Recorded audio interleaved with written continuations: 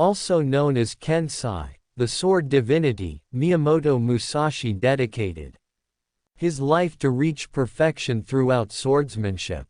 He fought and won more than 60 life-or-death duels and ended his career invincible. He kept in touch with a large variety of arts, including painting, sculpture, calligraphy and poetry, as well as the Zen meditation and Buddhism.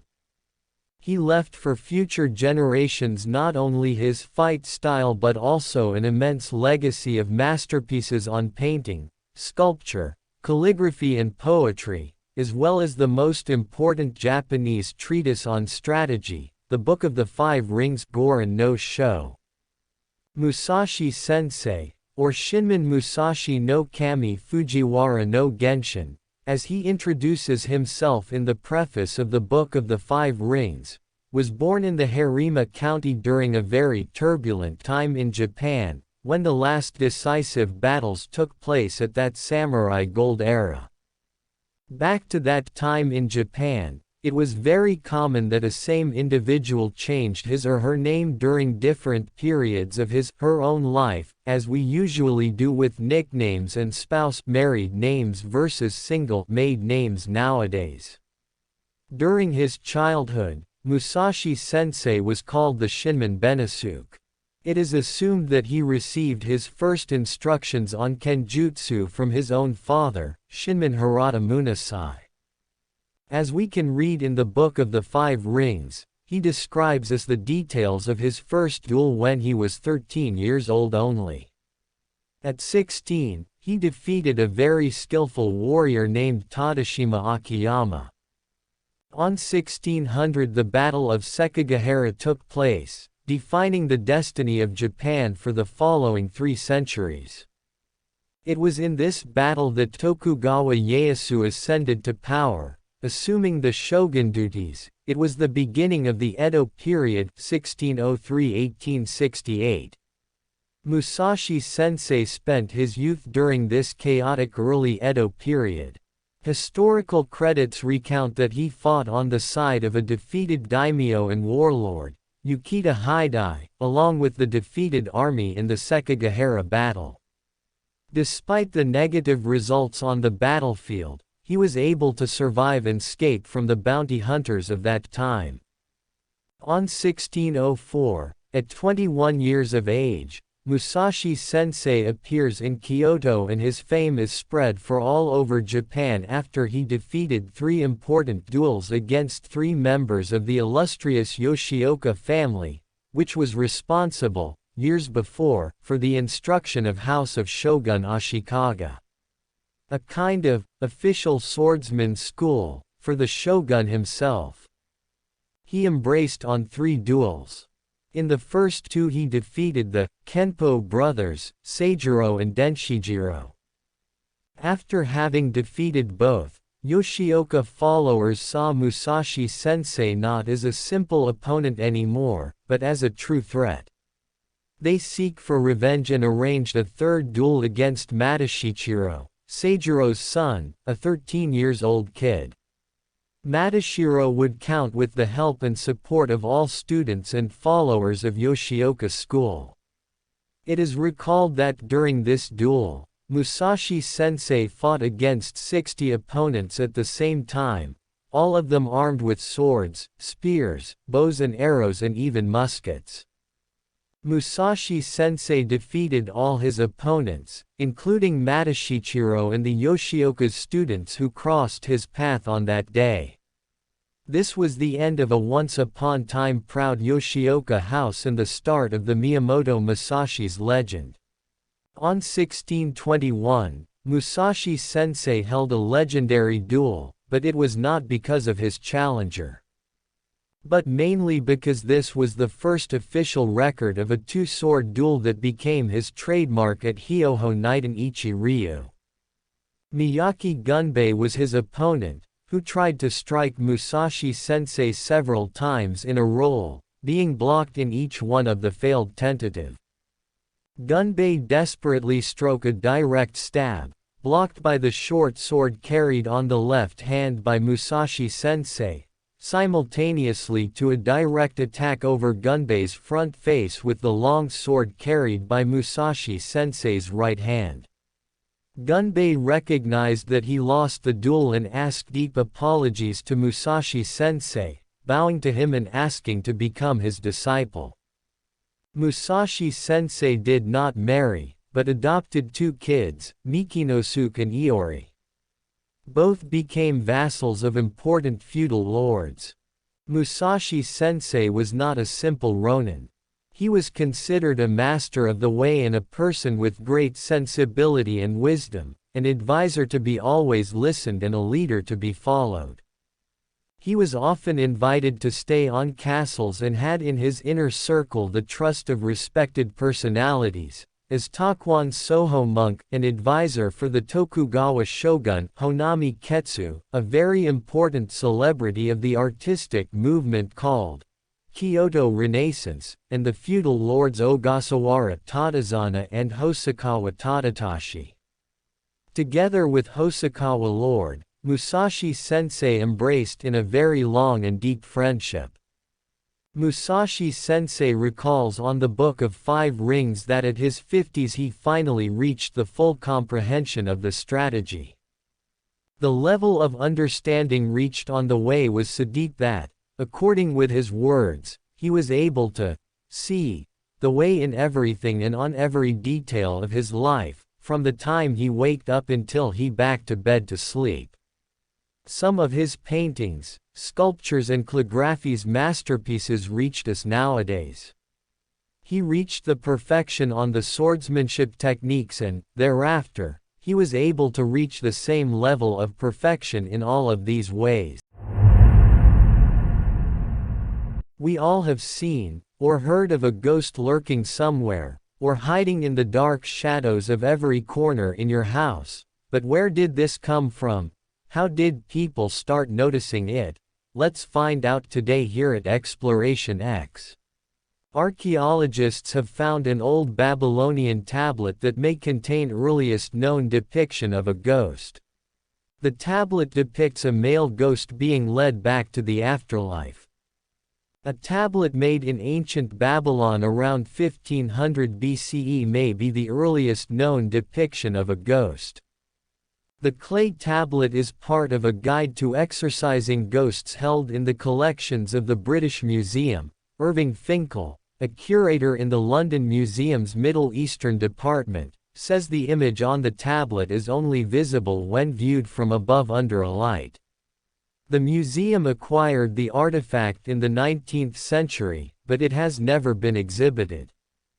You'd probably never give it a second thought because the area where the drawings are looks like it's got no writing, Finkel tells the Observer. But when you examine it and hold it under a lamp, those figures leap out at you across time in the most startling way. The tablet is small enough to fit in a person's hand. As Patrick Pester reports for Live Science, at least half of it is missing. But the object still holds carefully detailed instructions on getting rid of pesky ghosts.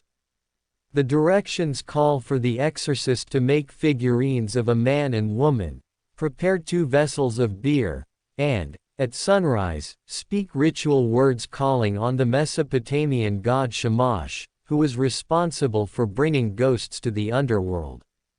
Finkel says the idea was to transfer the ghost into one of the figurines. The text's final line urges readers to not look behind you. This warning is probably intended as an instruction aimed at the figurines entering the underworld, but it's possible it's directed at the exorcist. According to Finkel, the drawing was most likely made by a master craftsperson who was highly skilled in drawing in clay. The tablet may have been held in an exorcist's library or a temple. There was a whole school of specialist magic, which was to appease ghosts and to send them back where they belong without any further. The Babylonian tablet focuses specifically on removing an older male ghost by having a young woman lead him to the underworld. It's obviously a male ghost and he's miserable. ... You can't help but imagine what happened before. Oh God, Uncle Henry's back. Maybe Uncle Henry's lost 3 wives. Something that everybody knew was that the way to get rid of the old bugger was to marry him off. It's not fanciful to read this into it. It's a kind of explicit message.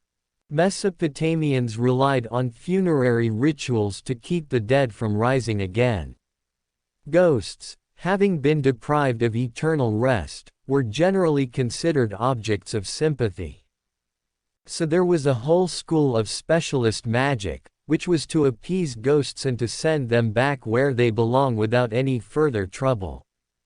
All major ancient civilizations held beliefs involving the survival of souls after bodily death. In many cases, these souls belonged to a realm of the dead but might return to the living world due to improper funeral rites or unfinished business. Ghost stories with similar themes can be found in ancient China, Mesoamerica, Egypt, India, Greece, Ireland, Scotland and Rome. In Mesopotamia, souls could return as ghosts that manifested themselves as sickness among the living. Doctors called on those suffering from these kinds of illness to confess any sins that may have summoned the dead before treating them with spells to placate as ghosts. So the question still begs the answer, are ghosts real? It is a difficult question to answer as there is no scientific proof of supernatural beings, but in religious books over the world, ghosts are very common throughout history, culture, religion and society. Do you keep up with current events? Whether you read a newspaper on a regular basis or watch the evening news, it's important to keep up with things going on in the world around you. Part of the responsibility of being a citizen of the world is being aware of the changes constantly taking place around the world. If you watch the news, one of the harsh realities of the world is the number of wars that are ongoing around the globe. Despite all our societal advances, conflicts still arise between groups of people, and war is still used as a method to resolve those conflicts. Looking back, you might wonder when and how wars ever got started in the first place. Although there's no exact way to tell when it all started, it's not hard to imagine situations that may have led to one man taking up arms against another. When the first humans roamed Earth, life was harsh and obtaining food and shelter was hard work. Humans learned that it is more efficient to divide work among a group, and to trade resources with other groups. Conflicts arose between groups of people over resources of the land, food, materials, and shelter, to name a few. Did one prehistoric group of people decide they wanted the cave another prehistoric group had found first and take it by force? No one will ever know, but it's easy to imagine how the first fights might have broken out. Individual or small group instances of violence are different than full-blown wars. We get our English word, war, from the High German wehren, and Old English were, words that mean confusion, or to confuse. If you read first-hand accounts from soldiers who have taken part in wars, you'll recognize how accurate a description that is of what takes place in a war. For a war to occur, there needs to be a large-scale organization of people and weapons directed with a purpose. As a result, the first wars didn't come about until the first societies and civilizations were formed. Researchers believe the first wars took place long before recorded history. Archaeologists, for example, have found evidence of what they believe may have been the first prehistoric war along the Nile River near the Egypt-Sudan border. At a site known as Cemetery 117, archaeologists have uncovered a large group of bodies with arrowheads lodged in their bones, which leads experts to believe they were the victims of a large battle. The remains have been dated to the Mesolithic era, over 13,000 years ago.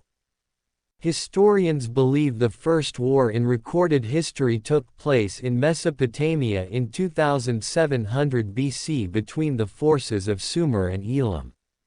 Enlil-Barajesi, the king of Kish, led the Sumerians to victory over the Elamites in that war. Although we don't know much about what led to this war, some experts believe it was likely the result of societies beginning to compete for limited resources as agriculture began to replace hunting and gathering. The war between Sumer and Elam was likely merely the first of a nearly constant series of ongoing conflicts in the region. As the tools and methods of war were developed and honed, it became easier and easier to fall into the patterns of war rather than seeking peace. Given war's long history in our world, it's no surprise that we still haven't figured out how to avoid it in today's modern world. So why do wars occur? There are many reasons groups of people go to war with other groups. Major conflicts are often a result of clashes in religion or culture, disputes over territory or other resources, acts of revenge, or to make radical changes in a nation's government. The ongoing conflict between Russia and Ukraine is nothing new. Since 2014 the war was actually already ongoing between the two countries. The difference is that America was busy helping training Ukraine's military since 2014. So it came as a very big surprise for Russia when they attacked Ukraine and saw that this was actually a battle lost from the beginning. When Vladimir Putin announced the mobilization of 300,000 reserve troops on September 21, it was as close as the Russian dictator could come to admitting he is losing his unnecessary, barbaric, and immoral war against Ukraine. His special military operation, as he called the invasion last February, has been a disaster. Even the Russian Defense Ministry has admitted that over 6,000 Russian soldiers have died so far. Ukraine puts that number at more like 55,000, and that is probably closer to the truth. The regime force feeds the Russian public a diet of lies. People who state basic facts, let alone protest, risk their freedom, livelihoods, and lives. But Russians cannot keep buying the Kremlin's lies. Hence the queues stretching for miles at the country's borders of Russian men of fighting age desperately trying to leave. According to Russian intelligence, over 260,000 such men have left the country since Putin's mobilization announcement, but in truth that number is likely to be far higher and growing. Why would these men wish to stay and potentially be sent to face the horrors of war, becoming war criminals, corpses, or both, simply to serve the interests of Putin and the gangsters around him? The average Russian wants a war with Ukraine no more than the average American wants a war with Canada. But unlike Americans, Russians are not free and are not quite full citizens. They have courts that do not protect them or uphold the law but serve only the interests of the thieves who run the country. They have a parliament that does not represent them, in which any opposition is a sham and any genuine opponents of the regime are not allowed to stand. They do not possess arms with which to challenge this awful reality and secure such basic rights and freedoms. It was not the Russians who came to Ukraine. It was Putin's troops, not an army, but a mobster's gang of thugs. That's why despite their numbers and firepower, this rabble has often been humiliated by Ukrainian forces. But make no mistake, the only way to stop Putin's invading mob is by force of arms. Ukraine has a well-motivated army and population fighting for their very existence. But they are short on modern weapons needed to keep up the fight. Many people have died and are dying because of this. Yet when the US and other Western powers do supply modern weapons and the know-how to use them, the Ukrainian forces have made them count, forcing the invaders back. Putin wants to lock Ukraine back in the Soviet cellar. Now is not the time for the West to soften its resolve in the fight against Putin but to step it up. Putin will not stop until he is forced to stop.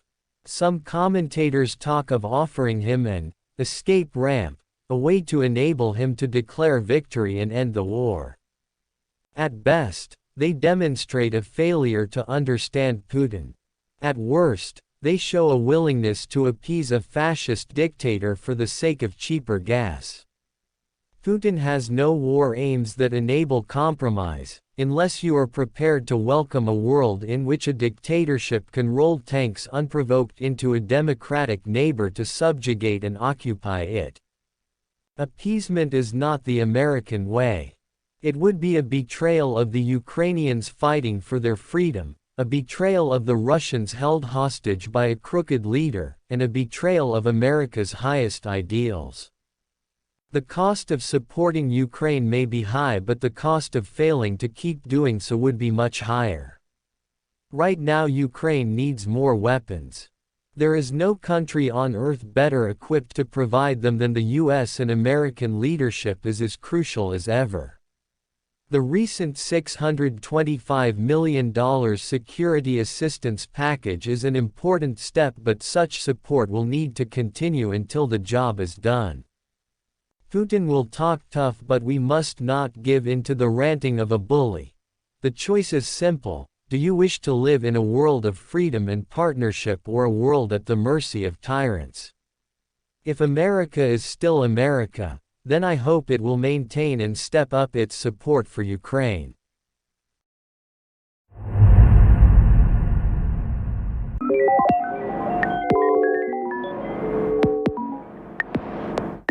Wolfmade was born in Schaumburg, of present-day northwestern Germany. He migrated to the Dutch settlement at Cape Town and worked for the Dutch East India Company as a soldier, and after retirement as keeper of the menagerie of the company or as a dairyman. Many of the earliest European colonies were established by commercial companies, rather than through the direct intervention of the governments of European nations. On the morning of 1 June 1773, the start of winter in the southern hemisphere, a sailing ship named De Jong Thomas was driven ashore in a gale onto a sand bar at the mouth of the Salt River in Table Bay. Many lives were lost as the ship started to break up, but a substantial number of survivors were left clinging to the hull. The stricken ship was not too far from dry land, and many sailors attempted to swim ashore. Most of those who did so perished. The water was cold and the current from the nearby Salt River too great.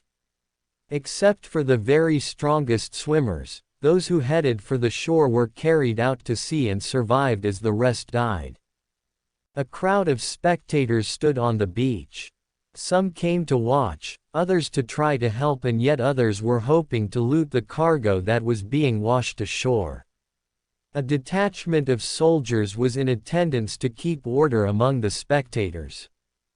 Corporal Christian Ludwig Wolfmade, the youngest son of the elderly Wolrod, was among those standing guard.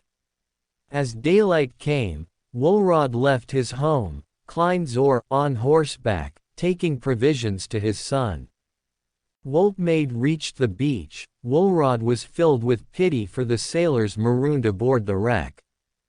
Seeing that nothing could be done by those on the beach, he mounted his horse, Vonk, and urged the animal into the sea. As they approached the wreck, Wolfmade turned the horse and called for two men to jump into the sea and grasp the horse's tail. After a moment of hesitation, two men threw themselves into the water and did so, whereupon Wolfmade urged the horse forward and dragged them to shore. Wolrod rowed out 7 times, bringing back 14 men. By this time he and his horse were exhausted, but at that moment, as they rested, the ship began to collapse. Wolrod once more urged his horse into the water, but by now the desperation amongst the sailors was tremendous. Seeing this as probably their last chance to escape before the ship was destroyed, 6 men plunged into the sea, grabbing at the horse. Their weight was too much for the exhausted steed, all were dragged below the waves and drowned. Wolfmaid's body was found the next day, but the horse was not found.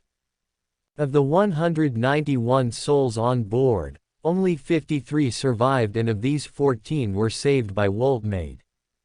Wolfmaid did not immediately become a hero. The captain, Van Lammeren, of De Jong Thomas was given an official funeral, but there was nothing so grand for Wolfmaid. The general opinion at the castle seems to have been that he was an officious fool who had lost his life unnecessarily. In the first report to Holland, his name is not even mentioned, though considerable space is devoted to the 18 boxes of money providentially saved. This gold was the reason the flotilla had been allowed into Table Bay in the first place, as transporting it by land from Simon's Town to the castle would have been too dangerous given the poor roads, made worse by the storm. However, Karl Thunberg, who had witnessed the event, did not forget Wolfmaid, nor did the former's countryman, Anders Sperman, when he wrote his famous book, A Voyage to the Cape of Good Hope, in 1775. The VOC Dutch East India Company did eventually compensate his dependents, but it took a few years of public outcry to do so. The Dutch East India Company provided amply for his widow and children and named a ship held Wolfmaid, taken by the British fleet as prize during the battle in Saldanha Bay on 4 July 1781. A railway station in Cape Town is named after him. The Union of South Africa King's Medal for Bravery, instituted in 1939, bore a depiction of Wolfmaid's heroic act on its obverse. In 1970 the Wolfmaid Decoration for Bravery was instituted as the highest civilian decoration for bravery in South Africa. This was replaced in 1988 by the Wolfmaid Cross for Bravery. The Wolfmaid Cross was discontinued in 2002, as part of the move towards establishing a new South African honours system, following the advent of majority rule.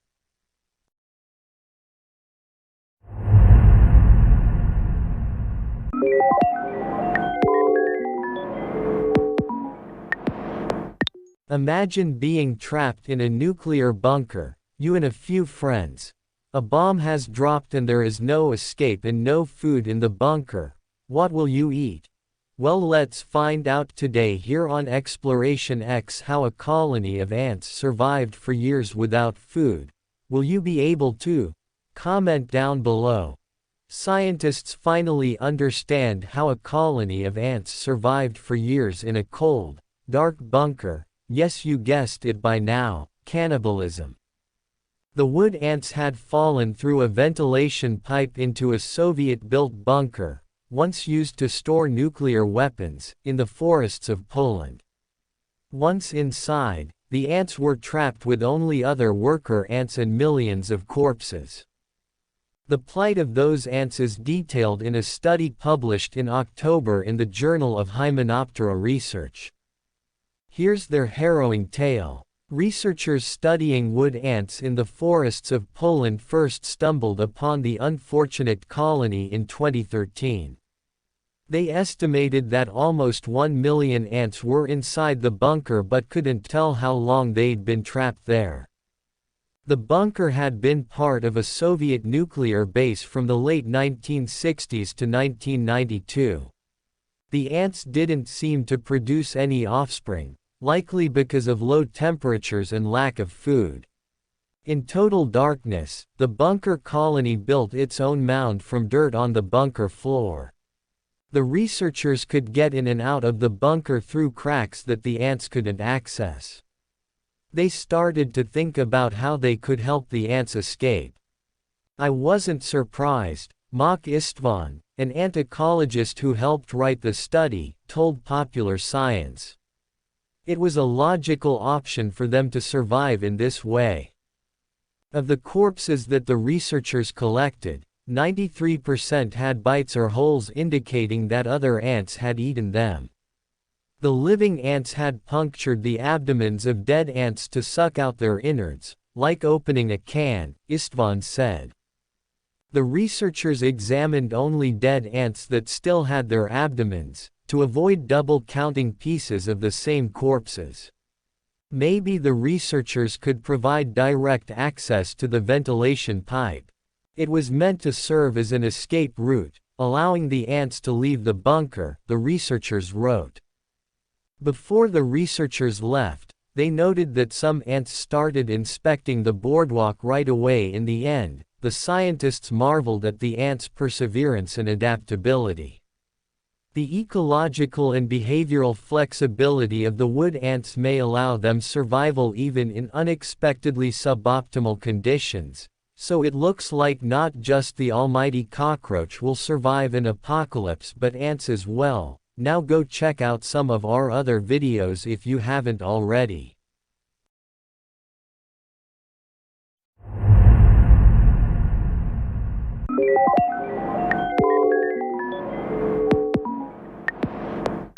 Movember is an annual event involving the growing of mustaches during the month of November to raise awareness of men's health issues, such as prostate cancer, testicular cancer, and men's suicide. It is a portmanteau of the Australian English diminutive word for mustache, mo, and November. The Movember Foundation runs the Movember charity event, housed at Movember.com. The goal of Movember is to change the face of men's health. 7 Nightly News aired a story in 1999 including a group of young men in Adelaide, South Australia who coined the term Movember, and the idea of growing mustaches for charity throughout the month of November. In the news report, members of the Adelaide-based Movember Committee explained how they came up with the idea for Movember one night in the pub. The group started with 80 men from Adelaide and soon became a nationwide phenomenon. They also aimed to raise money for the RSPCA through selling T-shirts in what they termed, growing whiskers for whiskers. In 2004, an unrelated group in Melbourne organised an event where 30 men would grow a mustache for 30 days in order to raise awareness for prostate cancer and depression in men. Adam Garrone, Travis Garrone, Luke Slattery, and Justin J.C. Coughlin inspired 26 other friends with a desire to bring back the trend of growing mustaches. The movement was born. The next year, nearly 500 people raised over $40,000 for the Prostate Cancer Foundation of Australia. At the time, it was the largest donation the PCFA had ever received. This group would later become the Movember Foundation charity. 3 years after starting the Movember movement, the organization was granted official charity status in Australia. The Movember Foundation has since raised $174 million worldwide, after spreading to South Africa and Europe, reaching North America in 2006. In 2009, Movember obtained official charity status in the United States. In 2010, participants in the United States alone raised over $7.5 million. In 2012, 1.1 million people signed up to participate, raising upwards of $95 million. The International Man of Movember is chosen from 21 national winners all over the world to wear the crown and be the face of Movember for a whole year. Each National Man of Movember winner is voted in at that particular country's main gala party, held at the end of November, by both judges and fans. We find that across countries people mostly focus on the social aspect of the Movember campaign, with relatively few words focusing on the health aspect of Movember. Additionally, those people that do mention health-related issues, often use generic statements, instead of focusing on the two specific health issues that Movember aims to address: cancer and mental health. Surprisingly, the mental health aspect of Movember is virtually not discussed at all.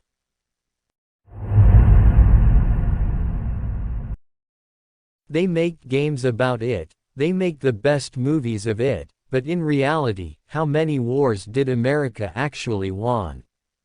Let's find out here on Exploration X, but, before we continue, subscribe, to get all the latest videos from this channel. The Gulf War was a 1990–1991 armed campaign waged by a 35-country military coalition in response to the Iraqi invasion of Kuwait. Spearheaded by the United States, the coalition's efforts against Iraq were carried out in two key phases: Operation Desert Shield, which marked the military buildup from August 1990 to January 1991, and Operation Desert Storm, which began with the aerial bombing campaign against Iraq on 17 January 1991 and came to a close with the American-led liberation of Kuwait on 28 February 1991. On 2 August 1990, Iraq invaded the neighboring state of Kuwait and had fully occupied the country within 2 days. Initially, Iraq ran the occupied territory under a puppet government known as the Republic of Kuwait, before proceeding with an outright annexation in which Kuwaiti sovereign territory was split, with the Saddamiyat al-Mitla district being carved out of the country's northern portion and the Kuwait Governorate covering the rest. Varying speculations have been made regarding the true intents behind the Iraqi invasion, most notably including Iraq's inability to repay the debt of more than $14 billion that it had borrowed from Kuwait to finance its military efforts during the Iran-Iraq War.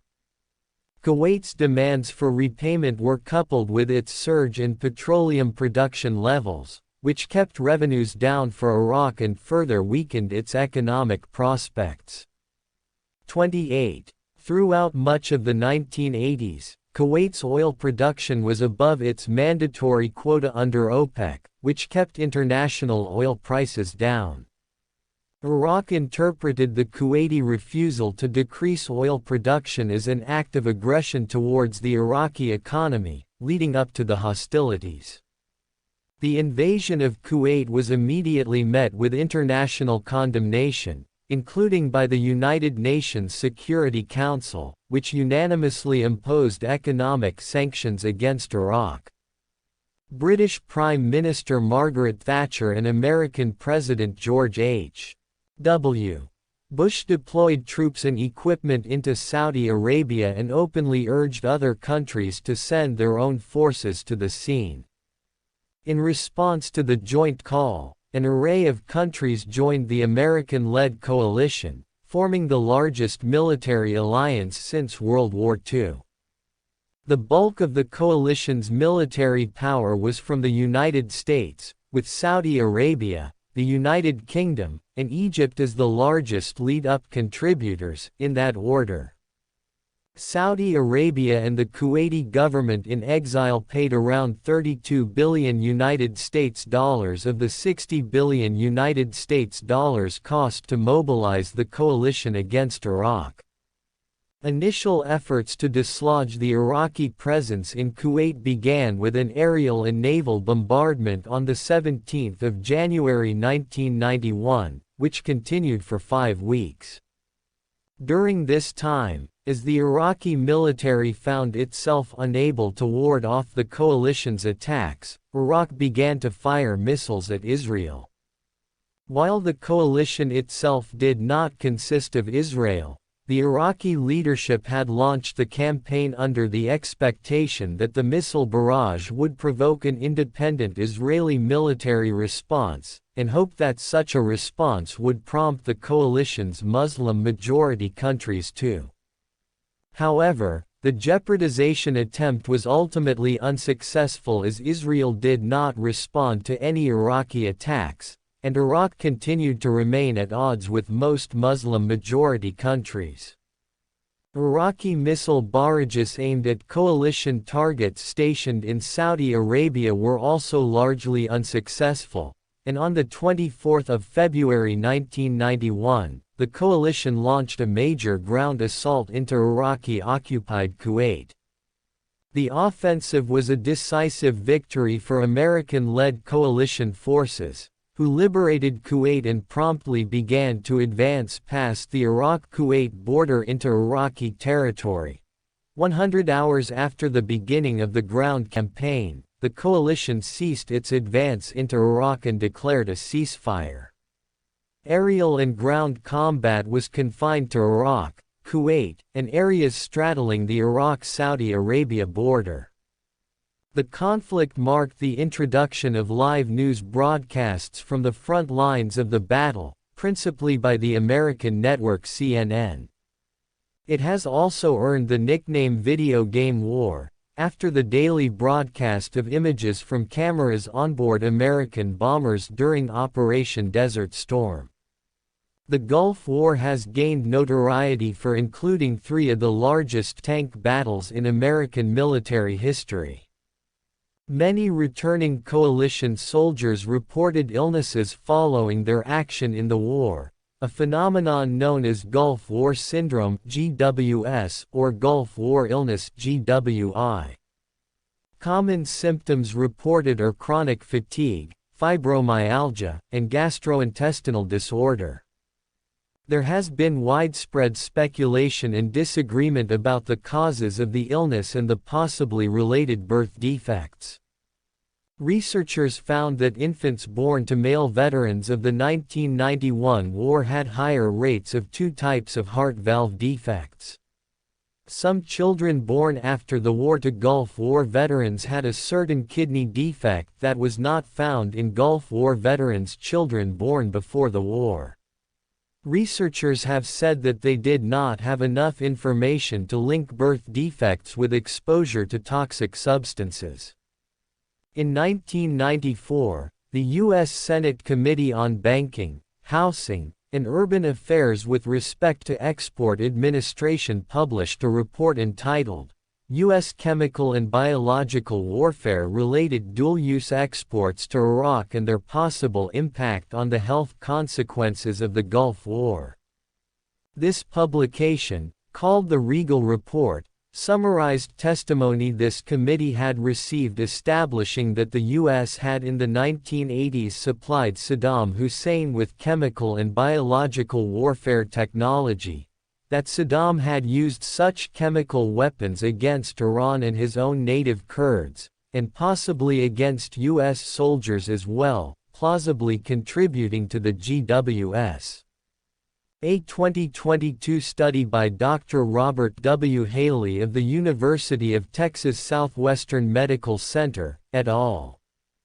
Of 1,016 U.S. Gulf War veterans found evidence of a causal link between GWS and exposure to low levels of the nerve agent sarin, which was released into the air by coalition bombing of Iraqi chemical weapons facilities. Significantly, the study found an increased incidence of GWS not only among veterans who recounted hearing nerve agent alarms, but also among veterans with the RR or QR, as opposed to the QQ forms of the PON1 gene, which produces an enzyme that deactivates organophosphates, including sarin, through hydrolysis. By contrast, GWS was inversely associated with higher levels of the type Q isozyme, which is more efficient at breaking down sarin than its type R counterpart. The authors found that the PON1 genotype and hearing nerve agent alarms were independent and the findings robust to both measured and unmeasured confounding, supporting a mechanistic gene-environment interaction. Moreover, the change in the combined effect from one category to the next was significantly greater than the sum of the independent effects of the environmental exposure and the genotype. Industrial age. The exact number of Iraqi combat casualties is unknown, but is believed to have been heavy. Some estimate that Iraq sustained between 20,000 and 35,000 fatalities. A report commissioned by the U.S. Air Force estimated 10,000–12,000 Iraqi combat deaths in the air campaign, and as many as 10,000 casualties in the ground war. This analysis is based on Iraqi prisoner of war reports.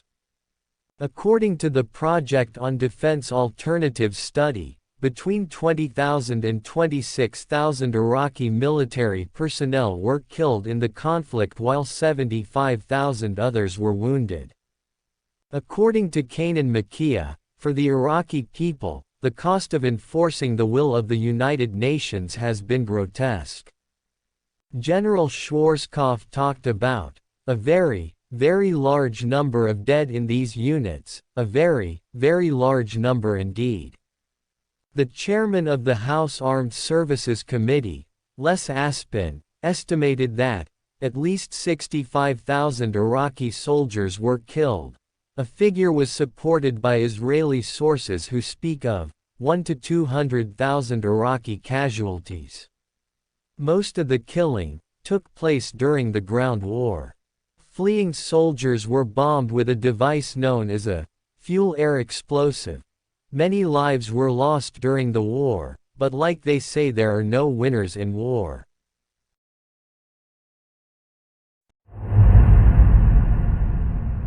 We all know that cancer is a very serious issue. It is something that we have not found a cure for yet.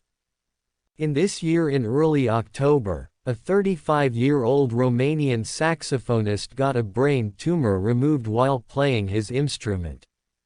Now that is true dedication for making music, but before we get more into depth, let's see why he did that. See, the brain is a very complicated organ of the body, one we do not completely understand yet. In the early 1900s, the father of neurosurgery Harvey Cushing performed the first successful operation for brain tumors, and as the years went along, we learn a little bit more with each operation. The patient was awake and remained so throughout the 9-hour surgery. Christian Brogna, a neurosurgeon who led the operation, told the Washington Post that the 35-year-old saxophonist's performance was necessary for the team to navigate the man's brain and avoid damaging the areas he needed to continue playing the instrument. Each person is unique because each brain's unique, Brogna said, explaining that he needed to understand the patient's wishes and lifestyle to tailor a successful surgery. Patients staying awake for brain surgeries is not unusual. It can help surgeons map their brains and work around areas responsible for speech, memory and important lifestyle functions, while the use of local anesthetics allows them to remain awake without feeling pain. Some may read or answer questions, and in recent years, patients have been filmed playing the guitar and the violin and even singing opera music during surgeries.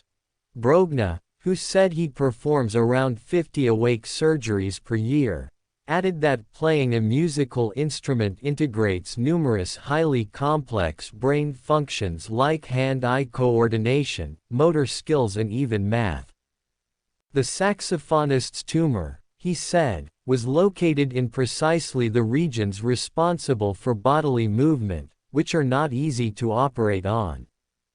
What made this patient's surgery especially tricky was that he was left-handed. His brain structure was different from that of a right-handed person and therefore more difficult to map. So we know that left-handed people brains are also different, not just work differently but are actually wired different as well. To put it into context, it is actually necessary to stay awake during brain surgery. Brain surgery is by no means a modern invention.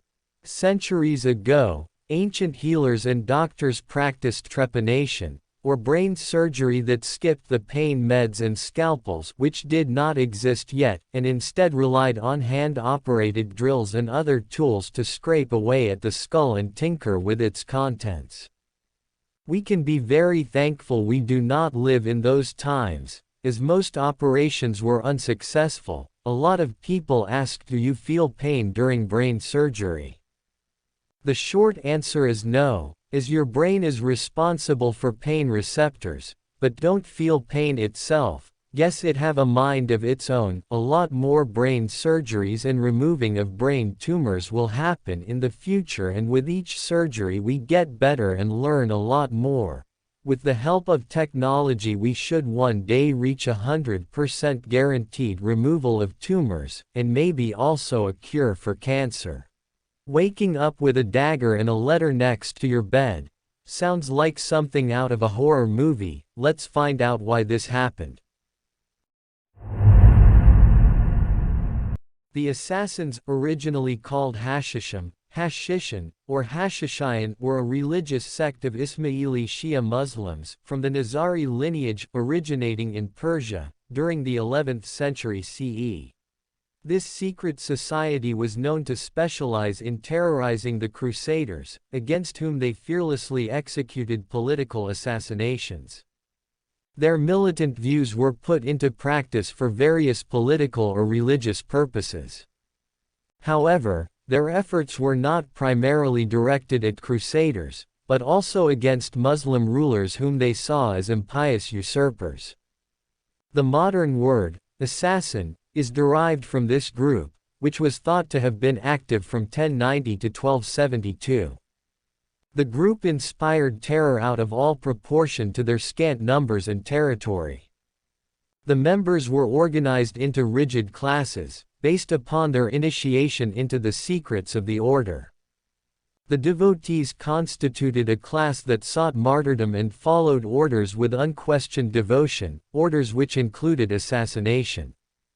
The group transformed the act of murder into a system directed largely against Seljuk Muslim rulers who had been persecuting their sect. They were meticulous in killing the targeted individual, seeking to do so without any additional casualties and innocent loss of life, although they were careful to cultivate their terrifying reputation by slaying their victims in public, often in mosques. Typically they approached using a disguise, and they rejected poison, bows, and other weapons that allowed the attacker to escape, their weapon of choice being a dagger. For unarmed combat, the Hashishin practiced a fighting style called Jana, which incorporates striking techniques, grappling, and low kicks. However, under no circumstances did they commit suicide, preferring to be killed by their captors. Although apparently known as early as the 8th century, the foundation of the Assassins is usually marked as 1090 CE. When Hassan I Sabbah established his stronghold in the Dalim Mountains south of the Caspian Sea at Alamut. Hassan set the aim of the Assassins to destroy the power of the Abbasid Caliphate by murdering its most powerful members. Much of the current Western lore surrounding the Assassins stems from Marco Polo's supposed visit to Alamut in 1273 CE, which is widely considered fictional, especially as the stronghold had reportedly been destroyed by the Mongols in 1256. If you want to know more about the Mongolians, check out our video, link is in the description down below. The Hashishin were often motivated by outsiders. The murder of the Patriarch of Jerusalem, for example, was instigated by the Hospitallers. It is rumored the assassins of Conrad of Montferrat may have even been hired by Richard the Lionheart. In most cases they were aimed at retaining the balance of the Hashishins' enemies. Legends abound as to the tactics used to induct members into what became a quasi-religious political organization. One such legend is that future assassins were subjected to rites similar to those of other mystery cults in which the subject was made to believe that he was in imminent danger of death. But the twist of the assassins was that they drugged the person to simulate a dying to later have them awaken in a garden flowing with wine and served a sumptuous feast by virgins. The supplicant was then convinced he was in heaven and that the cult's leader, Hassan I Saba, was a representative of the divinity and that all of his orders should be followed, even unto death. This legend derives from Marco Polo, who visited Alamut after it fell to the Mongols in the 13th century. There are also, possibly apocryphal, stories that they used their well-known deadliness for political goals without necessarily killing. For example, a victim, usually high-placed, might one morning find a Hashishin dagger lying on their pillow upon awakening. This was a plain hint to the targeted individual that he was safe nowhere, that maybe even his inner group of servants had been infiltrated by the cult, and that whatever course of action had brought him into conflict with them would have to be stopped if he wanted to live. The power of the Hashishin was destroyed by the Mongol warlord Hulagu Khan. During the Mongol assault of Alamut on December 15, 1256, the library of the sect was destroyed, along with much of their power base, and thus much of the sect's own records were lost. Most accounts of them stem from the highly reputable Arab historians of the period. The Syrian branch of Hashishin was destroyed in 1273, by Mamluk Sultan Baybars. The Hashishin, in 1275, captured and held Alamut for a few months, but their political power was lost and they were eventually absorbed into other Ismailite groups. They continued being used under the Mamluks, Ibn Battuta recording in the 14th century their fixed rate of pay per murder. Although it sounds like the assassins were no more, we all know they just became more secretive and more advanced through times. Thanks for watching.